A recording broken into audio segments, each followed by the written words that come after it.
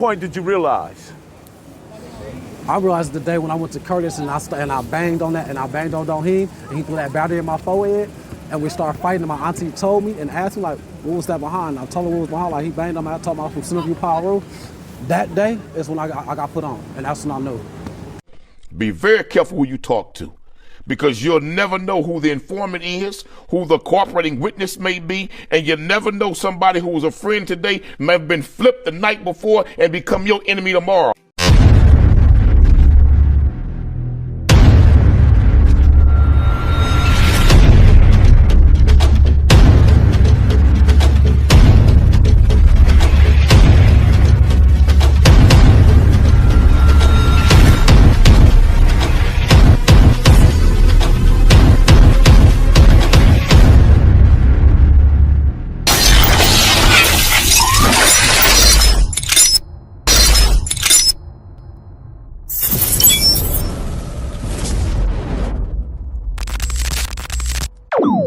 About humanity, putting truth in these lines, while they busy feeding lies. When you got that tunnel vision, gotta open up your eyes. Wake up and go to sleep. Man, I'm praying all times. And to my guys, ain't no other side. This for my brothers, I'ma pray we all shine. Lock the door. Go ahead, lock the door. Lock the door. Go ahead, lock the door. Yeah, you already know.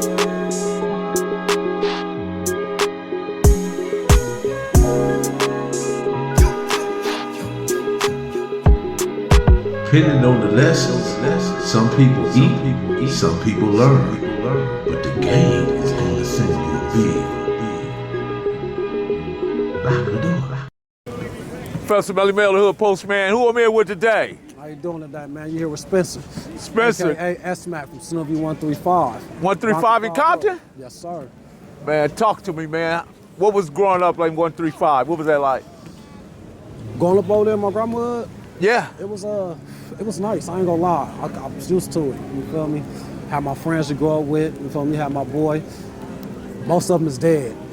A lot of them is dead. What do you mean by that? I mean, you saying most of them, is it through the gang activity? Gang activities, some of them they lost their life with had to do the robberies. One of the recent ones I found out about, one of my young homies, him and the homie from Westside Piru. It was something gone wrong, cleaned the gun, and it fired off and shot him. Instead of him going to turn himself in behind it, he ended up taking his own life, killed himself. My homie 5150, you know, he died at a party, rest in peace. 2Bs, Christopher, rest in peace. You know, I got a couple of homies from other areas, but majority of the ones that I grew up with that is still alive, you know, Jeremy Williams and, you know, Baby Wink, you know, other homies I grew up with, Reginald Moore. You know, they're still around, but they live in other places. They live outside the hood, you feel me? So when I was growing up, they're the ones who took me in. I didn't have no father figure. I didn't have no older brothers. I had nothing but older sisters. So when I started living over there, it wasn't no, who is you, where you from? It's who's your family? Oh, my people's is the Cooks, the Busbys. Oh, is that right? Where Block me from? What's the staff say right here on the Sherman? Oh, come on, you the next generation. And hanging around with them, it started as a brotherhood, which it is. We all together, we all one. You feel me? When one move, we all move. At what point did the violence interrupt My first time? your growth? When I checked in Ambler Elementary School. So I went there, it was the 4th grade. And my very first fight at Ambler was with my boy Christopher Steele. I tagged up CVP and Crayola Word, CVP 135 on the wall. And I was smoking Lucas. I wasn't even smoking, we pretended like we was bad as hell. And he came in there, he banged on me, and we started walking around that circle. You know how kids used to do, yo mama, this, that, bumping each other, and I swung on him. That was my very first fight. I left there and I checked out and I went to Curtis Middle School. And I remember my cousin was telling me, I'm just like, what you want to wear? I said, I want to wear your Chucks. So I had his burgundy Chucks on. I had some black uniform pants on and a white t-shirt going to Curtis. So I'm going in there. When I come up in there, this was said it. My very first enemy who I had to fight with, Doheen Pratt, who go by Killer D. Look how the Pratt brother. Was it an organic thing for you to just gravitate towards 135, or what was it? Was it just that you saw family members do it? I'm trying to figure out what tied you into it. My family. Everybody is different. My family tied into it. My cousins from over there, my uncles are from over there. So me being around them and being around the homies that did grew up over there and seeing how they was, it was more like a gravitational to it. It wasn't no force, no nothing. It was gravitation. I fell into it. At what point did you realize? I realized the day when I went to Curtis and I banged on that and I banged on him and he threw that battery in my forehead and we started fighting and my auntie told me and asked me like, what was that behind? I told her what was behind, like he banged on me. I told him I was from Centerview, Piru. That day is when I got put on and that's when I knew. Can you give me a consequential moment that kind of made you more reinforced wanting to be a blood? That's something that happened, is just like, man, I'm all in now. I don't care. I'm crashing out.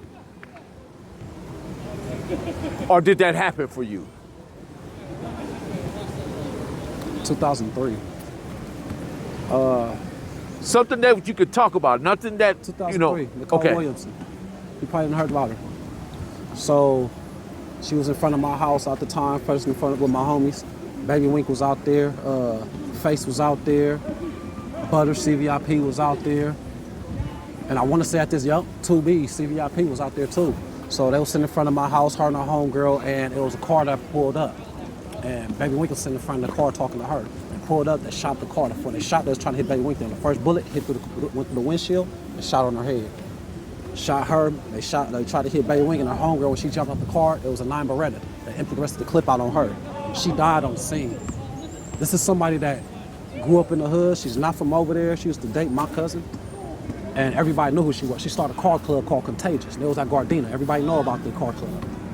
And when it happened, they put it on the internet and they took that as a rep in the streets as they killed one of the homegirls. And that's something that, I ain't gonna lie, after that, I said, fuck that. I'm not gonna let that go. When she lived right here, her mama and them, we're not letting that go.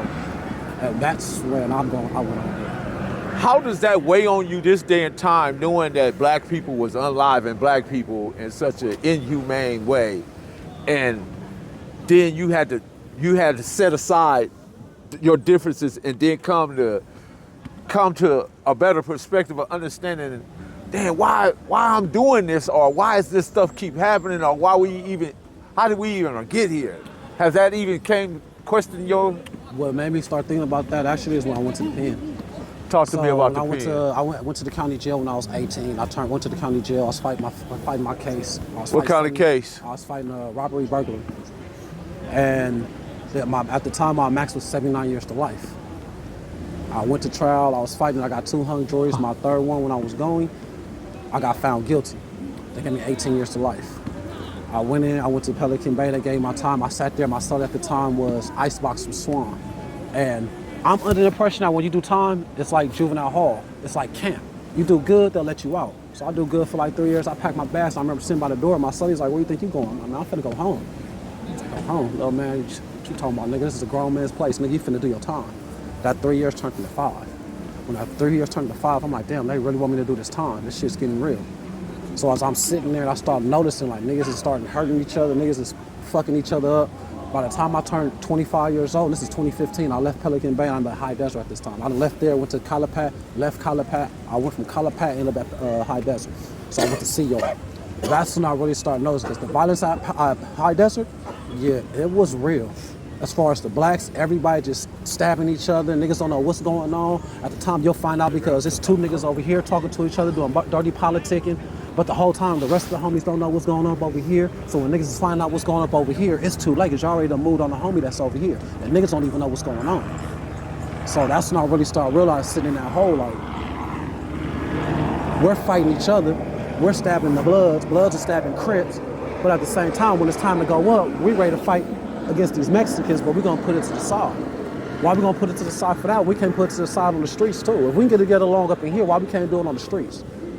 Why do you think we can't get along on the streets? I mean, do you have any thoughts about that? Yup. Pride, ego. That's exactly what it is. Motherfuckers feel because if they say, all right, I'm a blood, he's a Crip, you know what, this nigga's about his money, he on some respectful shit, I'm gonna go fuck with this nigga. If I do, my homies are gonna look at me different because this is who I fuck with. But when niggas fail to realize is your homies is getting money with these niggas. But S-Mac, most dudes is taking each other out, living in the same neighborhood from the same sets. Nowadays, it's different. Absolutely it is. But somebody gotta change it. In order to change the narrative of what's going on, not just in your section, but in the world population in general, somebody has to set the foundation. Somebody has to set the trend. Somebody has to break that cycle. So you can't call something a brotherhood and expect everybody to believe that, and you're not standing behind that. You're not pushing that.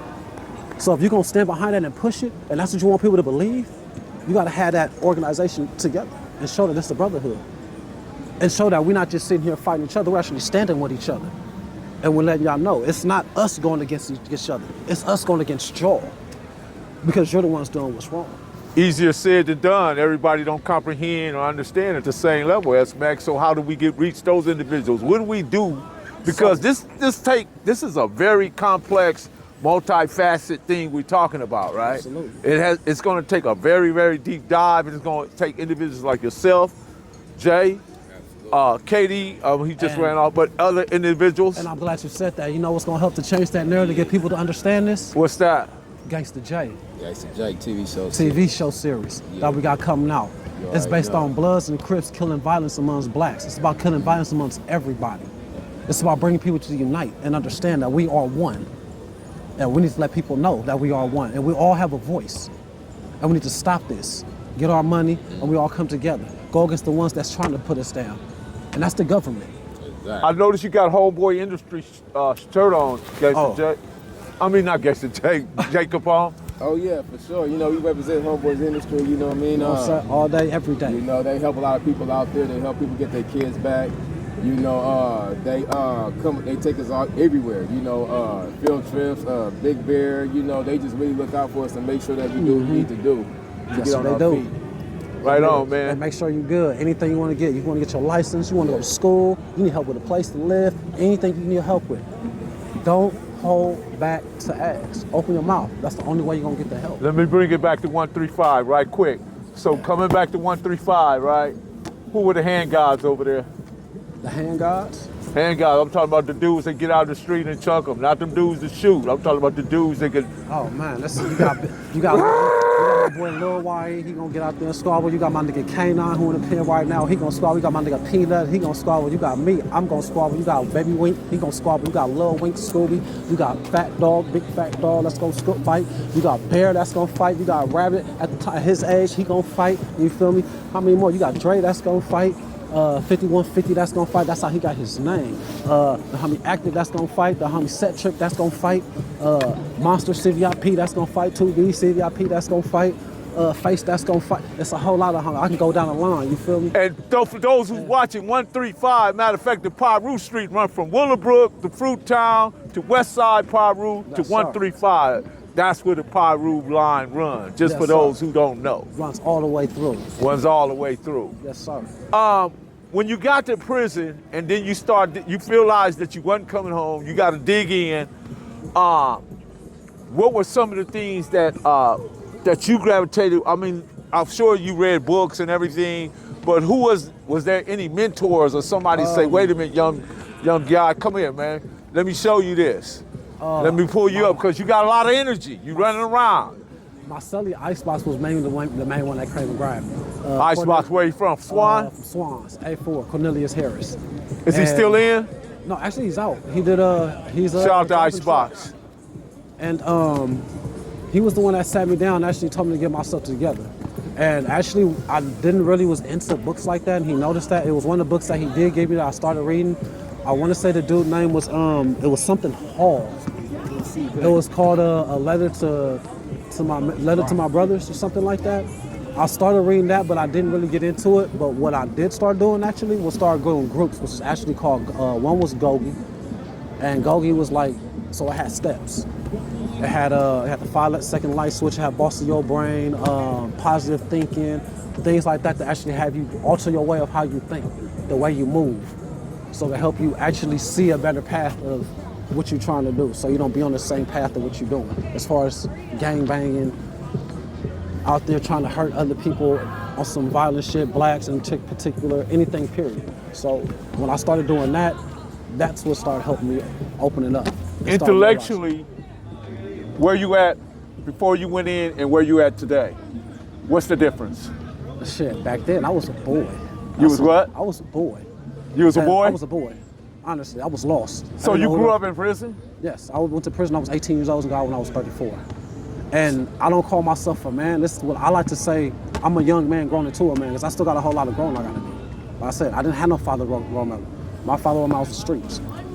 So your understanding on the streets was, would it say, was zero? At the time. What is it today? Today, I fully understand the streets. So you can feel for your fellow man. You can understand that CK represent color man killer, BK represent black man killer. Absolutely. It don't stand for Crip killer. Definitely don't stand for no blood. And we shouldn't be out here unaliving black people anymore. Not at all, because we're all the same color. At the end of the day, they're trying to get us. They want to be us. They're trying to take us out. Kendrick Lamar, not like us? Not like us.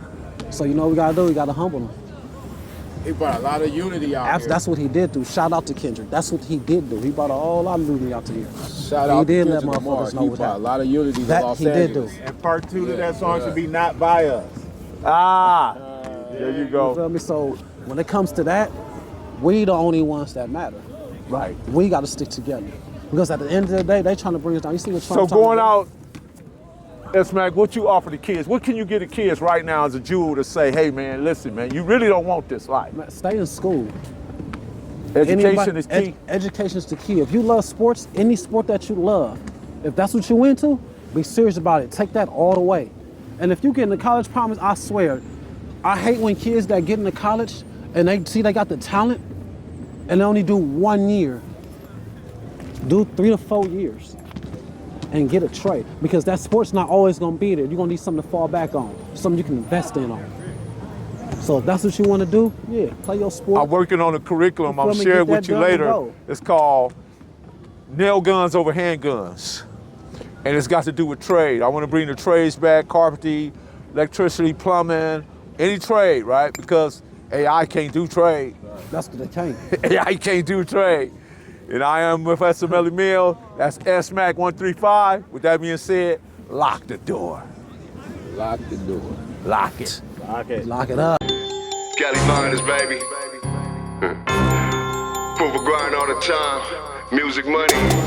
Got a dollar sign. Hub City. I'm a street nigga. Streets fuck with me. I'ma keep pushing products till the feds get me. It's guap off top. Diamond Cartier. That nigga Wall won't give a bro bitch the time of day. They see me climbing.